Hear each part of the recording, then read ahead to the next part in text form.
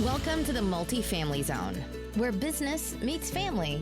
We explore what the entrepreneur life looks like from the family perspective. Now here are your hosts, Julia and Gino Barbaro. Hey everyone, this is Julia Barbaro, host of the Multifamily Zone podcast. I'm here with the co-founder of Jake and Gino, my husband and co-host, Gino Barbaro. Julia, that was a great introduction. How are you doing? I'm good. This is going to be an interesting podcast, everybody. I am the co-host because Julia is the host. She's driving the podcast today. So what are we talking about? Well, we're talking about marriage, relationships, and strengthening them. That's why she's hosting it, and I'm the co-host. Because you don't know what we're talking about. I'm the one here with all the notes, and you just kind of just peek off my notes. That's right. You know what? All you real estate investors out there, that's what we do, right? We get the smart people, we sit next to them, and we cheat, and we work together. That's what business is all about. Well, okay. So you want to go first? So I can tell you how to weaken a relationship. Go for it. Let's start by that. Okay. So I'll start out with a great story. We were married probably a year, maybe 6 months. And I was working at the restaurant. My wife was pregnant. And I remember I was working really hard, 6 days a week. And I was building a house and I was living in my mom's basement.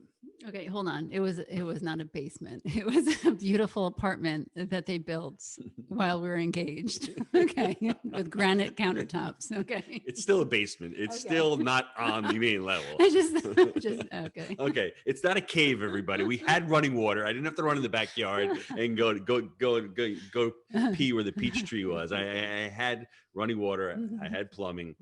The only thing I didn't have, I had no bills. I had a $20, I remember, phone bill every month. That was just so wonderful, that feeling. But anyway, I'm building a house about 0.3 of a mile. And I remember going to build a house every day with my uncle, who was the general contractor at the time, working at the restaurant. And we didn't spend a lot of time together those first, few months.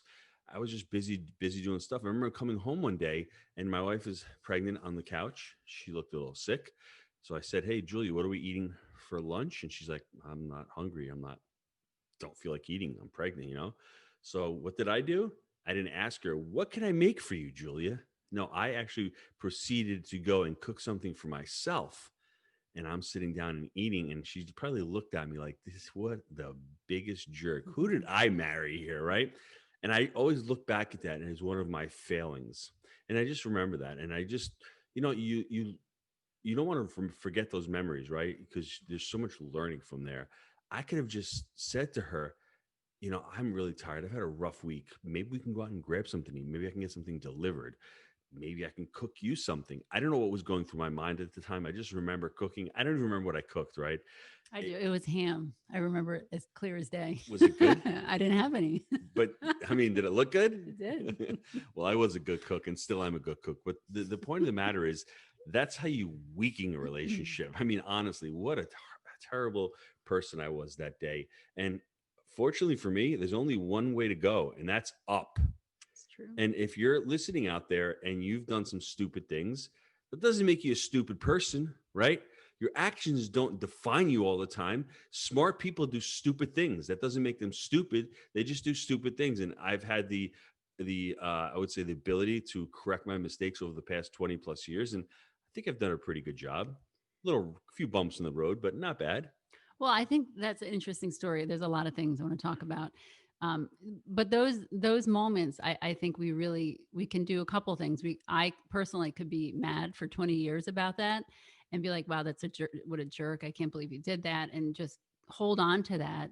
Or we could learn from it, and you learned from it. And I think you've talked about it a couple times, and I know what you feel about it, and that means a lot. So I think that's important, that it's good to talk about those things, not to hold on to them from my perspective and say, "Do you remember when you did that? I can't believe you did that." But hearing your end of it, and that feeling that you wish you hadn't done that, I think that's really important for me to hear. It reminds me of something like if anyone is out there in that situation where your wife is pregnant and sick, and there's so many really nice things that you could do for her. As Gino said, you can get takeout, you can make her something nice to eat, get someone to come clean the house. There are a lot of little gifts that you could do, because it's like that. It's a moment of weakness for us, because we really can't do much sometimes, and we try, but it's really hard. It's hard to be in that moment where we can't take care of you. So that's the other end of it. So for me, it really came down to, I think I was just selfish at the time. My problem was that I was so focused on myself, and I was really working hard. I'm not going to beat my drum, but I was working really hard, and I was tired, and I was just focused on myself. And that's part of the problem, I think, with relationships. It's the ego, right? And we'll bring a business reference into it. Ray Dalio says ego and blind spots. I had a pretty big ego at the time. I was just thinking about myself. I really wasn't worrying about my wife's welfare as much. It's like, she's sitting on the couch doing nothing, can't even make lunch for me. Meanwhile, I'm working 70 hours a week trying to provide for the family. You are an Italian boy coming from coming from your mom who took care of you. Well, but I'm just saying, like, that's what I was thinking, right? I mean, like, you're staying at home. I want your lifestyle. And that's what I was thinking. So reassess what you're thinking. And that's when I think one of the big mistakes that we commit when we're married. We only think about us, right? It's only us, when it should be we. You're on the same team. Don't forget that. But it's important too to remember that we were just married at the time. And when you look back on a relationship, how it started to where it is now, holy cow, we've gone through so much, and we got so close because we went through those things. And so, a lot of people would look at us and think we had this perfect marriage all the time. And we went through issues just like everyone else. And it's good to look back on those and say, wow, we really came a long way. And we came a long way because we trusted each other. We encouraged each other. We learned from each other.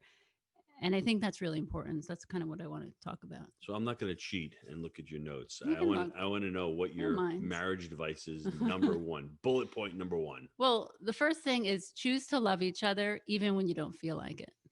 That's a really hard one for me. Well, because it's just reality. And I want to just be clear that, I like to be realistic in life. This is not, I'm not, looking for the perfect marriage. I'm looking for a really good one, to be able to talk to Gino, hear what he has to say. I get irritated sometimes, but I always come out of it. And I think that's really important to remember. So annoying when she gets irritated. Well, I get irritated. I have to be quiet. I have to be quiet for sometimes a couple days because I don't want to say what I'm feeling. A couple days. Yeah. I get over it after 20 minutes. And I gotta wait around a couple days. Most things I get over by the time you finish talking. But if it's really bothering me, I just have to sit and think about it for a little while. So have you ever done a DISC assessment? Like, you ever assessed yourself and seen that? No. Maybe you shouldn't take a couple days. It's too long sometimes. Says who? Says me. Oh. Because I'm the one who's being affected at home. Let's say if you're hanging around 2 days not talking, it's like, guessing okay. 2 days. Maybe it's not 2 days. Maybe it's 3 days. Maybe it's 5 days. It's a long time, people. I'll talk to you in a few days. Okay. So no, but it's important because, to love someone, whether it's your spouse, family member, or child, it's a commitment. It's not a feeling. You don't have to always feel lovey-dovey. Oh, I'm in love. You are committed to each other. When we got married, I was committed to him. I'm not, today I don't feel like it. Tomorrow is okay. Then you know what I mean? That's just what it is. It's a decision that I made. Mm-hmm. I made a decision to marry you, to choose you. And now I have a commitment to love you. So even when you annoy me to no end, of course you have to choose to love. And I think that's really important. And unfortunately, a lot of people, I hear, oh, we fell out of love. Well, no, you didn't. You didn't fall out of love. You chose to be out of love. And I think that's, sometimes right in people's face, but I think some people need to hear it's that. Responsibility. Ultimately, It comes down to responsibility to make the choice. Mm-hmm. I think the next one for me, it's really important. Your wife is calling or your husband's calling, answer the phone. It's really important. I like that. Yeah. Was that yours? It was, but that's okay. I cheated a little bit, everybody. So well, that's okay. So, but there is a two-way. We have to go on the other end of that because that's really good advice. When your wife is calling or your husband, answer the phone. Except if I'm the wife and I just constantly nag you at work about the dumbest of things, then okay, so now what? Right. So when we first got So there has married, to be a respect level we there. didn't have the issue with Facebook and cell phones and all that. I had that little StarTAC thing going on. I don't know if everybody remembers it was like $1,000 for this crappy phone. But hey, it was amazing. And we really didn't use it like we use it today. It wasn't a computer. It was Hmm. more for emergencies. So when I went to work at the restaurant, I would, work all day. Julie wouldn't call me up during the day and say, "Hey, how you doing?" to chit chat. I would, Hmm. I'd work, and then lunchtime I'd sit down and I'd call her up for a few minutes. And I usually call her in the middle of the afternoon, panicking, going, "Hey, can you print out the specials?" We didn't have a computer at work, so I'd be calling her up to do something on my computer for me while she was at work. But one thing that's important that I need to stress, especially nowadays, when you're hanging out, put the phone away. Don't scroll through Facebook when you're sitting with your significant other. Julia, when you're watching TV at nighttime, put the phone away sometimes. And especially what I really love to do is when we either go to church or when we go out to dinner or with the friends, I'll put my phone in her purse. So I know it's not on me. It doesn't buzz. I don't get any distractions because I think when you're with somebody, spend the quality time. The most disrespectful thing you can do when you go to a business meeting or when you hang out with your spouse, you have the phone upside down next to you. I mean, you're paying more attention to the phone than you are to the person. That shows no respect to Hmm. a person's time. Put the phone away, shut off the notifications, and spend the 15 or 30 minutes quality time. It's called time blocking, right? Hmm. It's really you time block to do your work, and it's time blocking to spend time with somebody who you really care about. Yeah. But just to get back to that other end of the phone call is, are you that person that's nagging? If I keep calling Gino about the dumbest things all day long, is he going to answer the phone next time? So that's something to think about. Maybe even have a conversation with each other. Say, listen, when I'm at work, I want you to call me, but really make sure it's important because, I'm working. So I think that's, yeah. So it's really funny when my It's dad funny. years and years and years ago was at work, he would tell my mom, "Don't call unless something you die or something." It's really funny. That generation was a little too A crazy, little right? extreme And there. it was Yeah. very extreme. So, for us, now I have the office, right in the house, and when I go downtown, we can reach out. It's just that I think what happens is when you're in business, you try to create some kind of rhythm at work, and if you're constantly being interrupted, whether it's from a spouse, child, a business partner, it's hard to get work done. So try to delegate some quiet time and try to get off the Well, I devices. mean, it can go even further because my kids, my husband works, his office is literally like 10 feet from our house. And they're very tempted throughout the day to go tell dad something. And I'm like, listen, he's working. So it's something like it's a respect there that I have to teach them as well, is that dad's home, but he's still working. So, they check your calendar to see when you're off a call. It's very cute. So they they have your schedule there everywhere they are. Block it off, Yeah. nine to Yeah. five. And the next one is just make each other a priority.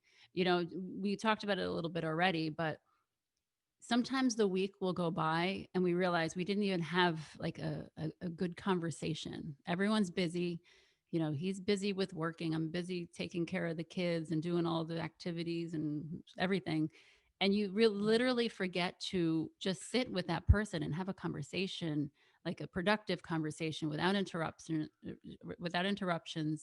Um, you know, we started going out to dinner once a week. That kind of slack a little bit, Nobody which is is slack. fine. So It's for us, okay. for us, it took 20 years to do date Okay. night for a couple of reasons. Number one, I worked a lot of nights at the restaurant and I didn't want Mhm. to go out and eat at restaurants Mhm. because I worked in a restaurant.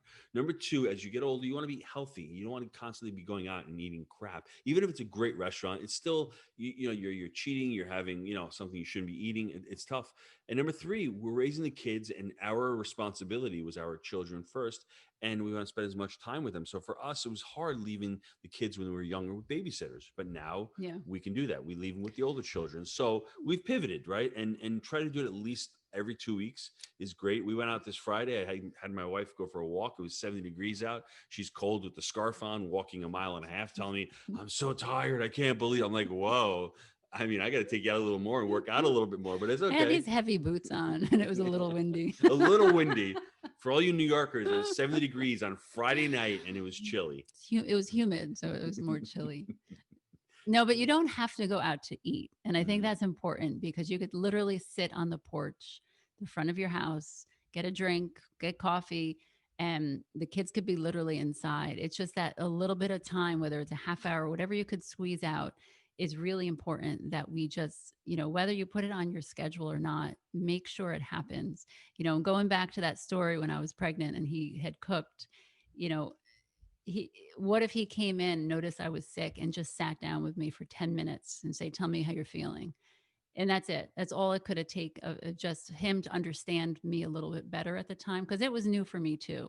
And he could have been like, wow, I'm really busy at work. And you know what I mean? There was no communication in the beginning. But again, we were just married. We're figuring it out. And I think that's important, is that everyone's marriage is just you trying to figure it out. You can read all the books you want and listen to all the podcasts, and you still have to live it. And I think that's important. So I have a recommendation for everyone. Just start a podcast, make it a weekly priority, and I'm spending quality time with my wife, and I'm creating a show. It's win-win. That's what we're trying to do here, Jake and Gino. I guess so. Right, Joel? Well, the next one is learn to laugh. And this one is, I think, the marriage saver. I really do. I think this is so important in everyone's life, because we were so sensitive about everything. My husband will not even knowingly insult me, let's say, and I could learn to get mad, or I could laugh and be like, well, that's kind of true, and we can have a good laugh. And I think that's really important. It's just lighten up a little bit, learn to make fun of each other in a fun way, and learn to laugh. No comment. I have no comment. I have no comment. You really need to learn your spouse, what you say to them that triggers them or gets them insulted. I still haven't figured that out. I just speak the truth, and I may joke around sometimes, but I don't mean to insult her. And that's where the other side, if I do say something, why don't you tell me, hey, that was a little insulting. You want to pull it back there a little bit? As unfortunately, us guys, sometimes we don't figure it out. I mean, we're a little slow in the uptake. You can ask me, hey, can you help me out with this problem? I'm a problem solver. I'm going to the problem. I'm not really there to listen sometimes. Maybe I just need to slow down and listen to you venting. You don't want a solution to the problem, because there really might not be a problem. You just want to have you're heard. So that's important also. You just brought something up that I'm going to add to my list, is that if there is an issue, address it right away. Because sometimes when it festers, and then the two of you kind of separate, that's when you really think about it. It's like, oh, and then you're more irritated. So if there is a little tiny issue of maybe they said something to you that bothered you, just address it, because maybe they just didn't mean it that way. But meanwhile, you're thinking about it for the whole week, and now you're irritated. So if there's an issue, if someone says something to you, and this goes beyond your relationship with your spouse, but address it, take care of it right then and there, because it might have been a misunderstanding. And I think that's important. And cut it out with the text. I mean, the texting is just one of the worst forms of communication ever, because you can't understand text. If it's something that's important, pick up the phone and let your voice be heard, your inflection, how you're speaking, your mood, that can all come through in a voice, in a conversation. If it's something important, don't shoot an email. It does not work. Just get on the phone, or just sit down and talk. So another one is to surround yourself, yourself with people that are, uplifting and support your marriage, because too many times that we keep friends around that are kind of destructive to our relationship with our spouse. And I don't know why we do it, but maybe that's a conversation that you can have with each other, even around your family. Because I noticed that as when I think back to when we first got married to now, we're very different. We're very different people. Doesn't mean we have to have the same friends from years ago. If, you're just used to having those friends, but meanwhile you get together and it's, maybe they're bashing marriage, or they're not very, encouraging with you and your spouse. Maybe it's something to talk about. So for us, we've created the Jake and Gino community. So we have people like us who are role models in the community that we become friendly with, that we're coaching, that we're getting along. So that's one avenue that I think we've been really lucky to just meet new people in our lives, and to learn from them, and to see how their relationships are growing. And then just by listening to this podcast is really what the next thing I'm going to say is that learn from other people's marriages, learn from their mistakes, don't compare them, because a lot of times I would look at other people and be like, I could never have that. I could never have that relationship they have. You watch the movies and this perfect lovey-dove. It's just not reality. Sometimes it's really hard, and that's okay. And you're going to get through it with communication, with talking to each other, with forgiveness. Oh, you're on a roll. Keep going. Okay. So what else, Gino? Well, for me, remember that a strong marriage takes two. And sometimes one of the participants is not that strong, although my nickname is Gino the Rock, Oh unlike my Peter. gosh. You didn't expect that one, did you, huh? I don't know where you were going with that one. Oh, Well, boy. let me go. Yeah. I'm just joking. No, it's important what you said.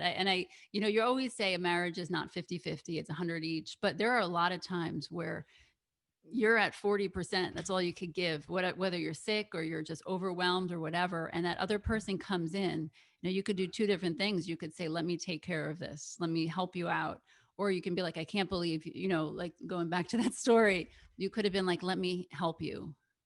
Or you could have done what you did. Mhm. But it's a good story to tell because, again, we've gotten to where we are because of those times. So I'm gonna have the kids draw a picture of me with a rock in my back my and just make it goodness. the Rock.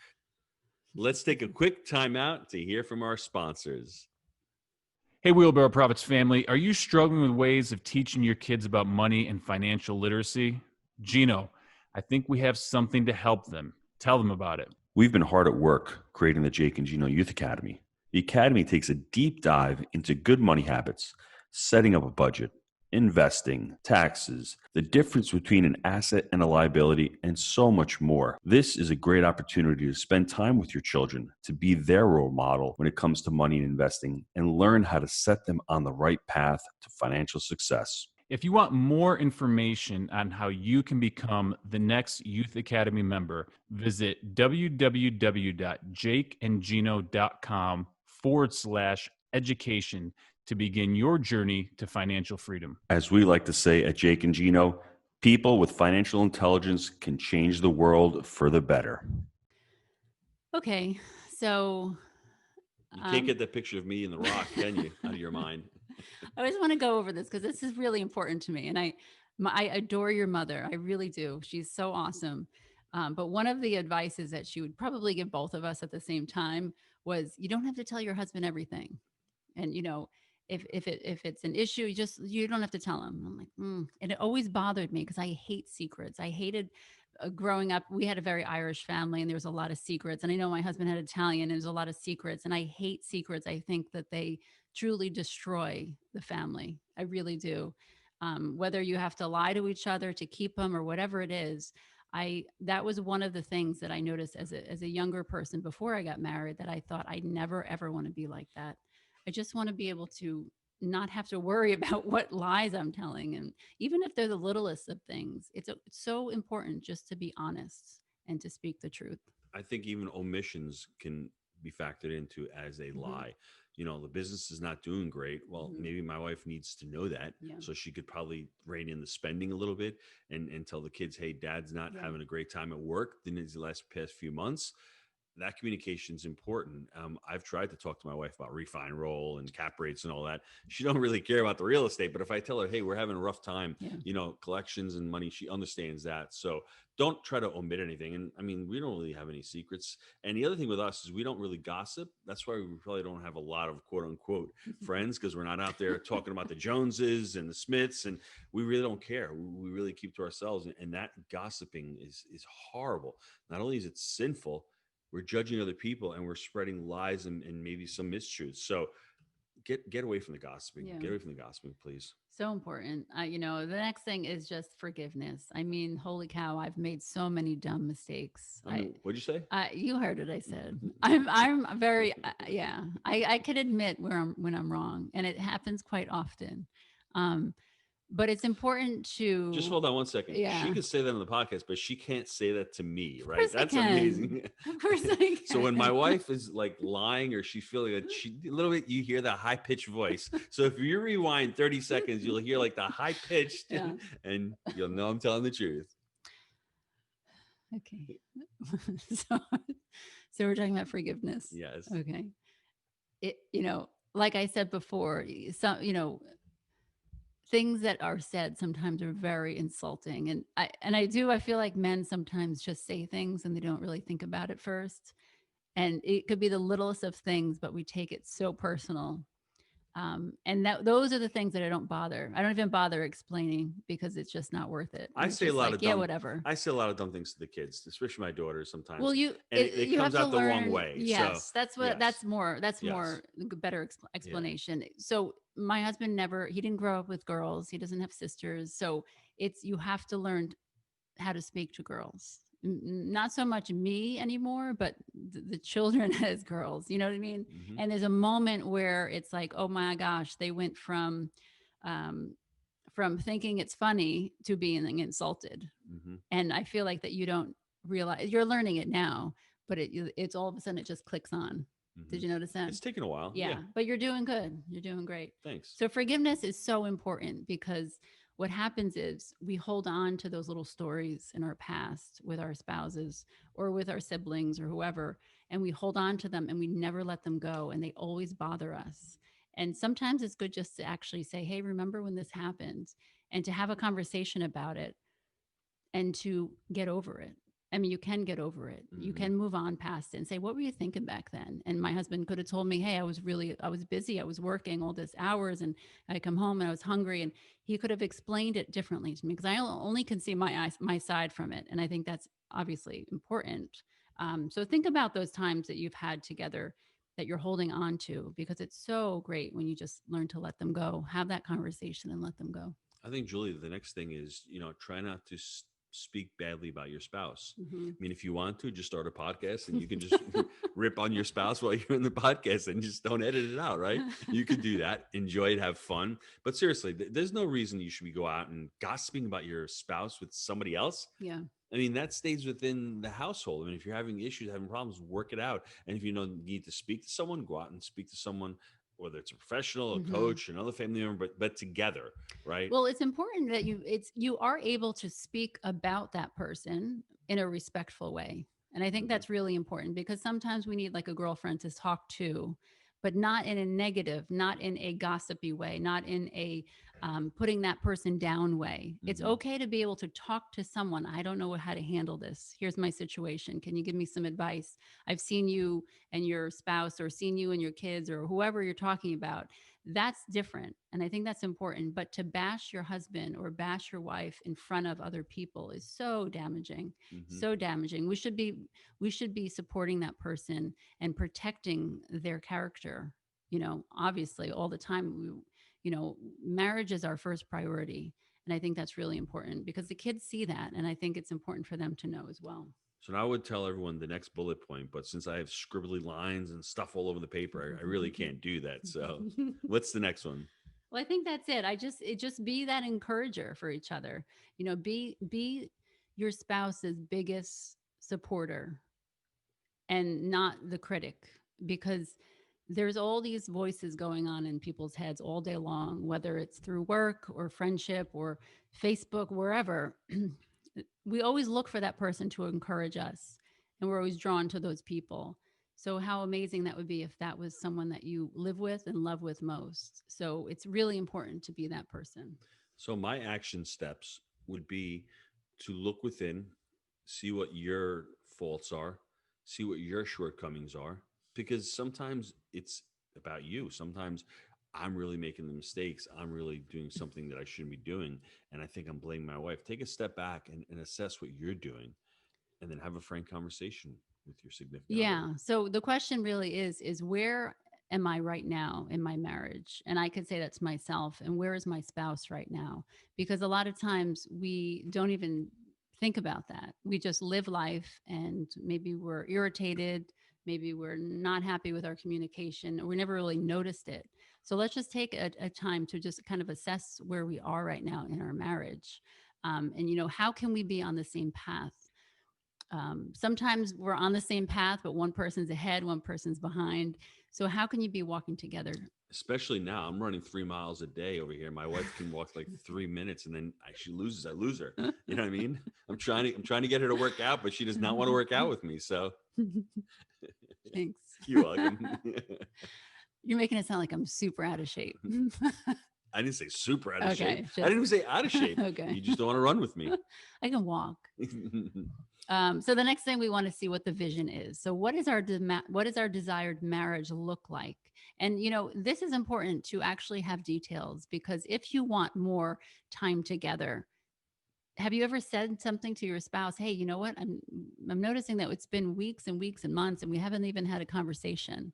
Now is the time to say what is missing in our marriage, and what am I going to do about it? You know what's usually missing? Yeah. Honestly, sounds so silly. We had to schedule the recording of this podcast. If you need to schedule it and put it in the calendar, that sounds so cold and it does. But you have to do it. I mean, like this, I'm trying to record with my wife, and she's bringing the kids to tennis. Today, ironically, they're making gingerbread houses. So half of the days is, taken up with that. Tomorrow, there's another excuse. We have gymnastics tomorrow. Then Thursday, I'm in the office all day. If we don't schedule things in life, even to spend time, to block out time, it's not going to happen. Yeah. So you have to schedule it. Well, that's a good point too, because Thank you.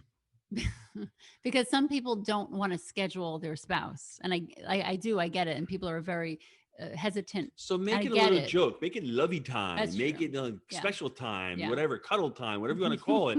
But really, I see on the calendar, MF Zone podcast today, recording 2:30. Guess what? Nothing else impedes by that. Friday, we have date night, bam, 5 p.m. It's scheduled. It's on the calendar. Mm-hmm. So that may be a cold way of doing it, but I know that I've got that time blocked off with you, and nothing's going to intrude on that time. Yeah, I don't mind.